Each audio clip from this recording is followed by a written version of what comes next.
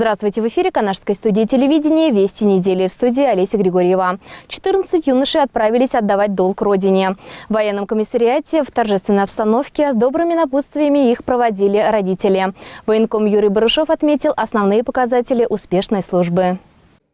Вчера они студенты, теперь уже новобранцы. Впереди год срочной службы, а также есть возможность остаться по контракту. Таким военнослужащим выделяют ежемесячное денежное довольствование, жилье вне казармы. Приветствуется наличие высшего или среднеспециального образования. Об основах устоя армейской службы рассказал военком. На первых порах не стоит поддаваться панике. Юноши должны перенести все тяготы службы, а также понять истину – армейский друг на всю жизнь. Юрий Витальевич подробно остановился на основных изменениях федерального закона о воинской службе и поведал их ребятам. Также напутствие в дорогу дал священнослужитель отец Александр. Сегодня в призывной пункт города Канаша съезжаются призывники со всей Чувашии. В ближайший день их распределят по родам войск. По родам войск у нас железнодорожные войска и сухопутные войска.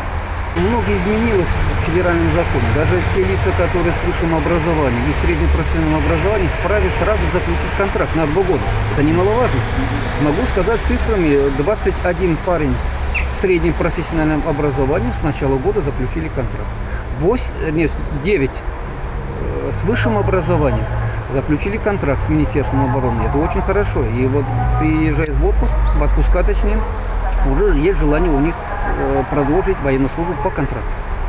Родители отмечают, что ребята настроены на отличную службу. Вот и родственники Леонида Яшуткина уверены, что молодой человек хорошо себя проявит в службе. Провожаем, получается, жены племянника у нас, получается, сирота у нас, парень здоровый, футболист. Дружным коллективом отправляют в армию Владислава Степанова. Он отмечает, что давно поставил перед собой цель отслужить и достойно вернуться домой к родителям и к девушке. Ирина Константинова, Павел Шевченко. Вести недели. Не стареют душой ветераны, они пишут стихи, поют песни, помогают детям воспитывать внуков, продолжают отдавать светлую частичку себя. 25 октября городской дворец культуры распахнул двери 11-му фестивалю творчества ветеранов «Поет душа». На празднике побывала Марина Баринова. Уже не первый год фестиваль собирает самых активных и творческих ветеранов, где они могут блеснуть своими музыкальными талантами. Отрадно, что, уходя на заслуженный отдых, представители старшего поколения не сидят сложа руки, а ведут интересную и разностороннюю работу. В этом году фестиваль прошел под девизом «Музыка революции» и был приурочен 100-летию Великой Октябрьской революции. Я вижу здесь очень много вдохновленных душой, молодых и радостных, готовых идти вперед и вперед людей. Пусть природа, конечно, берет свое физиологически, но в душе каждый стремится к лучшему. И вы пример для подражания. На сцене один за одним сменялись участники и музыкальные номера. В фестивале вот уже 2-й год принимает участие народный хор ветеранов Янтиковского района под руководством Римы Марковой. Вообще мы часто приезжаем в Канашский городской дворец культуры и постоянно поражаемся тому, что нас встречают с необычайным гостеприимством, всегда рады встречам с нами. Проходят очень интересные мероприятия, всегда особенно близка тематика, которую выбирают организаторы фестиваля. Мы с удовольствием все участвуем, с такой радостью, потому что, как бы ни было, мы все выросли вот на таких песнях, на революционных, такие вот песни про отчизну. Но это наши песни, хочу сказать. В каждой песне, в каждой строчке стиха звучит память. Память о прошедших октябрьских событиях. Росли, учились, жизнь свою благодаря отчизны веки истории верстая.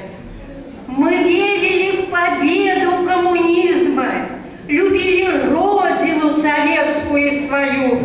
Ностальгия об ушедших безвозвратно годах витала в воздухе малого зала, донося звуки музыкальных номеров до самого сердца. Нам не помнить об этом нельзя, это наша с тобой земля, это наша с тобой биография. Концертные номера подготовили хоры ветеранов городского дворца культуры, Канашского и Янтиковского районов, преподаватели детской музыкальной школы, вокалисты, а также участники клубов «Надежда», «Оптимист» и «Нептун». Канашскому автовокзалу 20 лет. За эти годы произошли кардинальные изменения. Далее сюжет о том, каким был автовокзал и каким он стал.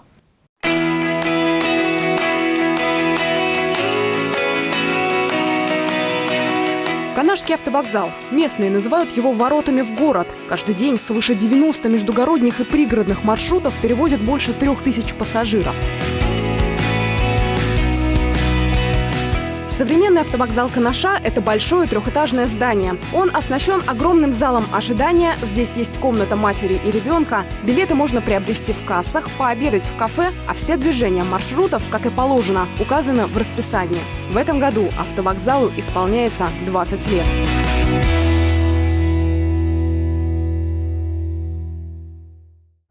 Старый автовокзал Канаша, построенный еще в 60-е годы прошлого столетия, попал в кадры фильма Станислава Говорухина «Так жить нельзя». В 1989 году режиссер колесил по стране и снимал провинциальные города, которые требовали к себе особого внимания властей. Маленький, неуютный, полуразрушенный канашский автовокзал того времени как раз и стал одним из символов разрухи СССР глазами режиссера.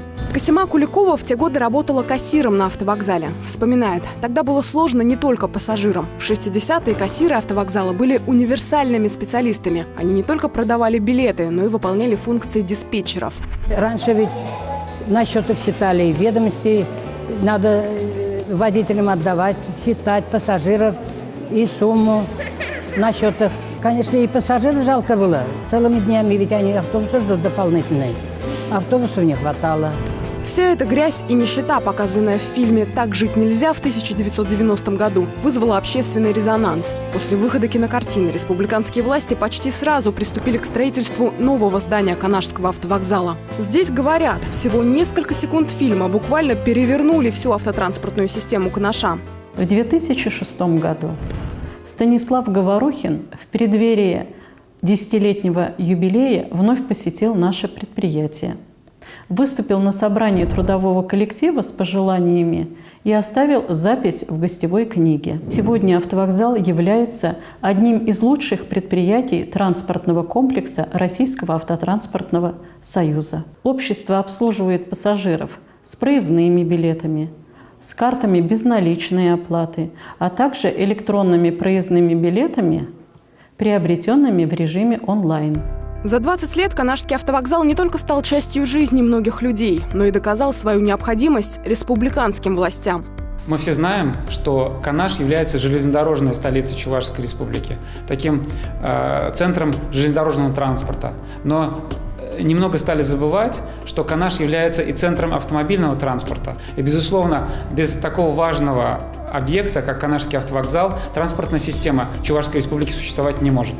Каждый день Нины Лебедевой начинается и заканчивается у перрона вокзала. Женщина живет в деревне, а в Канаш приезжает на работу. Те многочасовые очереди сначала за билетом, потом в ожидании автобуса у перрона старого автовокзала она до сих пор вспоминает с содроганием. По сравнению с новым автовокзалом это ужас. Было вообще грязище кругом. Народу очень много было в автобусе. Когда бывало уедешь, когда не уедешь, очень много народу. Битком были автобусы. Сейчас условия очень изменились. Как-то свободно стало. До рейса всего полчаса. В медкабинете очередь из водителей. Медик смотрит на общее состояние, измеряет давление и проводит алкотест. Эту процедуру проходит каждый водитель, который отправляется в путь с Канашского автовокзала.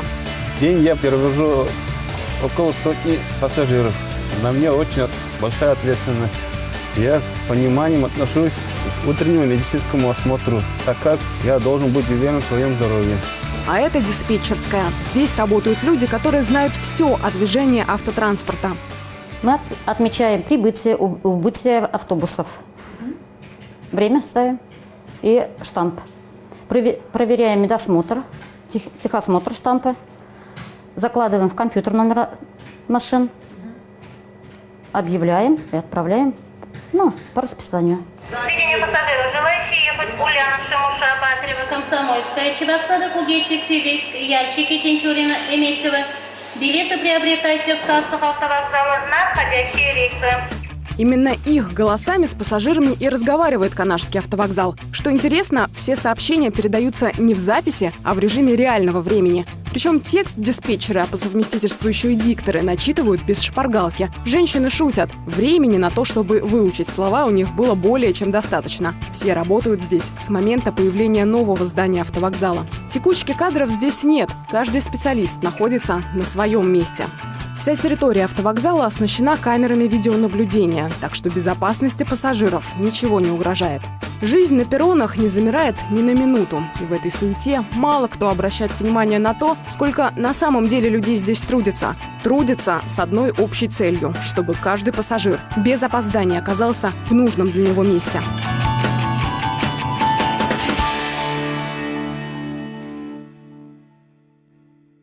На этом наш выпуск завершен. Удачной вам недели. До свидания.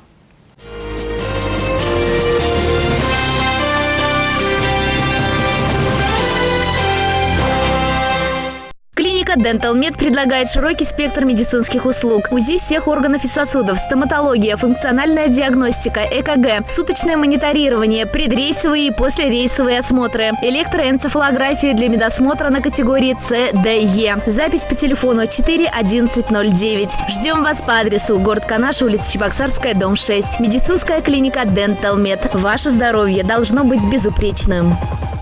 Желаете вернуть белоснежную улыбку? Стоматологическая клиника Dental Med к вашим услугам. Консультация специалиста, лечение кариеса, пульпита любой сложности, чистка зубов с помощью самого современного оборудования, отбеливание с аппаратом Zoom, хирургическая стоматология, парадонтология, рентген, детская стоматология, надежное качественное протезирование, дентальная имплантация зуба. Доступные цены, гарантия качества.